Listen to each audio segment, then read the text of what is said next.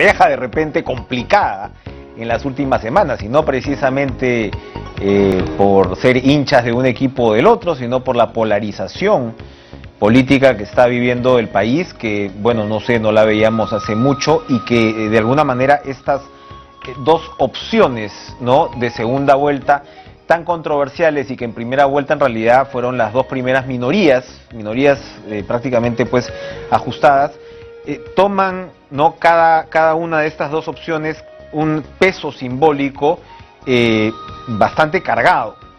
Vamos a conversar con José Manuel Magallanes, doctor en Filosofía y Psicología, director de Pulso de la Pontificia Universidad Católica del Perú. ¿Cómo está, José Manuel? Buenas noches. ¿Cómo está, señor Chávez? Muy buenas noches. ¿Cómo explicar algo que no parecía? Teníamos muchísimos problemas, casi todos, además en medio de la pandemia, pero no había pues una lectura de polarización como la que se vive ahora, y que, como repito, parece emerge de alguna manera casi de la noche a la mañana, es decir, de la primera a la segunda vuelta. ¿Cómo se explica una polarización con estas características? Bueno, como bien lo comentó al introducir el tema, ¿no? Creo es propio de una polarización política, ¿no? En todo caso es lo normal, y no esperamos que no sea un tema de polarización social, ¿no? Que no es lo mismo, que es mucho más complejo y mucho más peligroso, ¿no? En el sentido de que no hay un tema de etnias en juego, por así decirlo, como estos casos que sucedieron, por ejemplo, en Ruanda, ¿no?, hace unos más de 20 años, ¿no?, en el que hubo miles, cientos de miles de muertos, ¿no?, en situaciones en las que alguna etnia en particular se encontró una ocasión para vengarse de otra etnia que la tenía, ¿no?, sojuzgada por mucho tiempo. No hemos llegado a eso, efectivamente. No, yo creo que, por ejemplo, no estamos llegando a eso, ¿no? Yo creo que el sistema de alguna manera motiva este tipo de polarización política, ¿no? Creo que menos en la última elección con Keiko PPK, pero lo teníamos, y por las declaraciones que veíamos, ¿no?, inclusive de los actores diversos que hay, ¿no?, como Vargas en su momento, Ollanta contra Keiko, ¿no? O Alan contra Ollanta, ¿no?, o Alan versus Ollanta versus Toledo, o Vargas versus Fujimori en el 90, ¿no? Entonces, estos signos que se ven respecto a que tú apoyas a y yo apoyo a la otra, se vayan diluyendo en lo que va el mes, ¿no?, básicamente, volver nuevamente simplemente a remangarnos las manos y seguir trabajando, ¿no? Exactamente, pero digamos, tenemos el previo y tenemos el post. De aquí al domingo todavía vamos a tener el previo, ¿no?, y los ánimos van a estar caldeados. Y lo que llama la atención, porque sí es un fenómeno además interesante en realidad, es cómo se le asignan valores y antivalores a las dos candidaturas, ¿no? Entonces, por supuesto, por el tema del antifujimorismo, ya sabemos todo lo que aquello significa, pero al mismo tiempo entonces el candidato Castillo comienza a encarnar una demanda de cambio que incluso probablemente lo trasciende, ¿no?, en términos de, entonces se comienza a comparar con lo que ocurre en Colombia, con lo que ocurre en Chile, y se le asigna a esa candidatura, ¿no?, ese peso. Y por el otro lado, con la señora Fujimori, ella pasa a ser, para los críticos del otro candidato, pues la garantía democrática, que en realidad no era pues con lo que usualmente se identificaba al fujimorismo. Entonces, es interesante estas digamos, valencias, es como una percha, ¿no?, donde se van colgando sacos que en realidad antes no te imaginabas que iban a ser colgados en esos ganchos, ¿no? Sí, lo describe bastante bien. Es una situación en la que, por hacer otra analogía, ¿no?, tenemos una serie de ingredientes en la mesa y cada quien elige uno, y porque yo elijo uno ya tú no lo puedes elegir, ¿no? Entonces, yo me defino justamente como lo que soy inverso a ti, ¿no? Entonces, lo necesito de alguna manera para poder diferenciarme. Era mucho más difícil en la elección anterior contra Keiko PPK, ¿no? En este caso, el discurso lo ha permitido, ¿no? Ahora hay cierta artificialidad, ¿no? Hay cierta artificialidad en esa valoración. Necesita verla, en estos momentos, como no es un tema de polarización social, sino política, necesita construir ese discurso en el momento. Claro, ¿no? claro. O sea, si tú eres buena para esto, eso representa justamente contra lo que yo quiero luchar, ¿no? Que cada característica que tú tengas es la que yo no debo tener, ¿no? Cada cosa que tú propongas es la que yo digo que está mal, ¿no? Es necesario, porque si no, alguno de los dos podría correr un tipo de riesgo. Ahora, el que lo hayan aprovechado bien, yo creo que nosotros hemos luchado un poco más para tratar esa diferenciación, ¿no?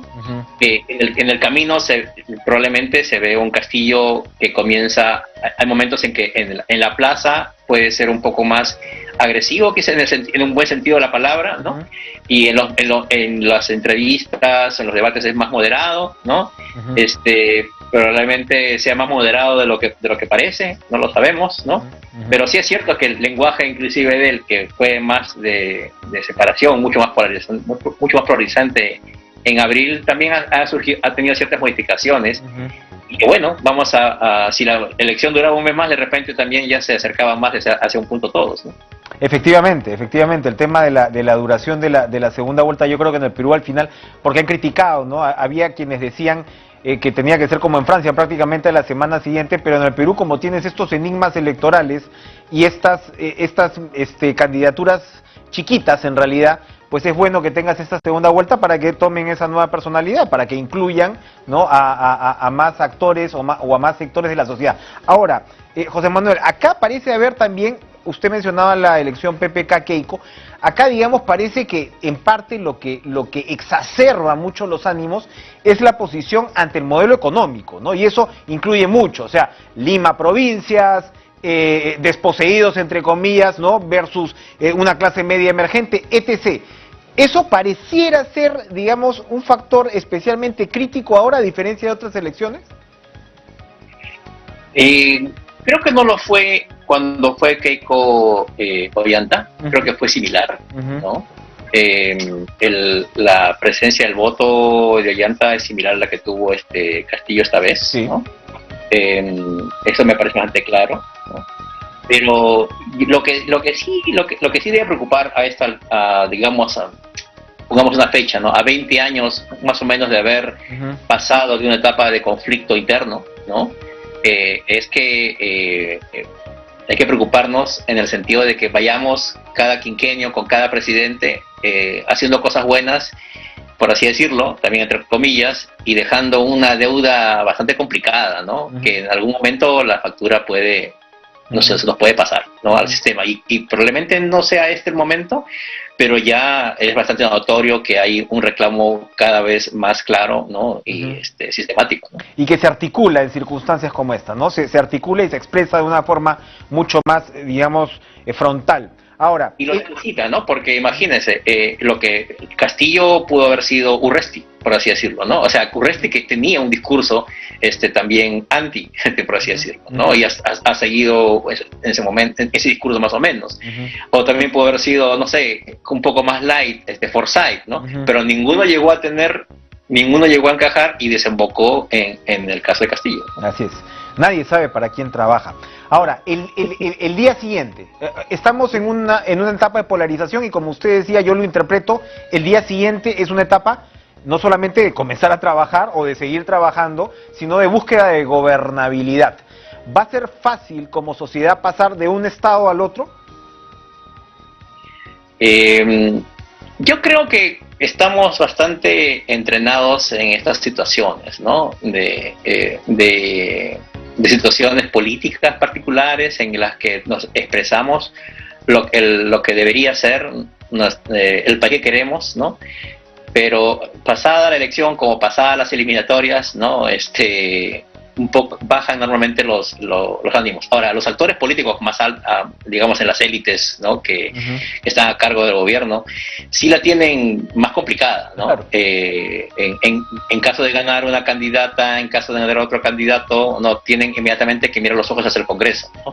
Y esa gobernabilidad que usted menciona es algo que en los últimos años ha estado muy debilitada, ¿no? Entonces van a tener que pensar bastante bien cómo lidiar con el equipo que tienen, con los planes que tienen, con las expectativas que han creado. ¿no? Con este Congreso y con la economía que están recibiendo y con la pandemia y la aparente tercera ola que vendría una semana después, ¿no? Bien. Ahora, para ir redondeando, en este tema simbólico, en este tema de la psicología social, ¿qué papel juegan esta adaptación de los símbolos patrios o de la camiseta de la selección? Ahora, ambas candidaturas tienen su variante, ¿no? O sea, por un lado la camiseta, claro, ¿cuántos iban a poner la camiseta naranja a estas alturas, no? O sea, los que votaron probablemente en primera vuelta y la reemplazaron pues por el ajuar, digamos, de la selección, pero por el otro lado tienes mucho también la marca Perú, ¿no? ¿Cómo juegan estos símbolos? ¿Qué tanto peso tienen para esa parte del electorado que tiene que ser convencida? Bueno, en general todos los símbolos ayudan a rápidamente simplificar algo, ¿no? Una complejidad, ¿no? La apuesta del partido de Keiko Fujimori fue por ese lado. Uno quería simplificar rápidamente que ella representaba de alguna manera en su lenguaje o en su discurso salvar al país y vengan todos los que puedan o todos los que quieran, ¿no? Ya estoy sin camiseta naranja. Trató de resumir en eso varias cosas, ¿no? Y en el caso de Castillo, ¿no? Puede haber querido representar muchas cosas, como diciendo, yo no tengo ningún problema también en representar el país, no tengo esta camiseta es de todos, también la uso yo y no te diferencia a ti de mí, ¿no? Entonces, y de alguna manera lo pone un poco más moderado, ¿no?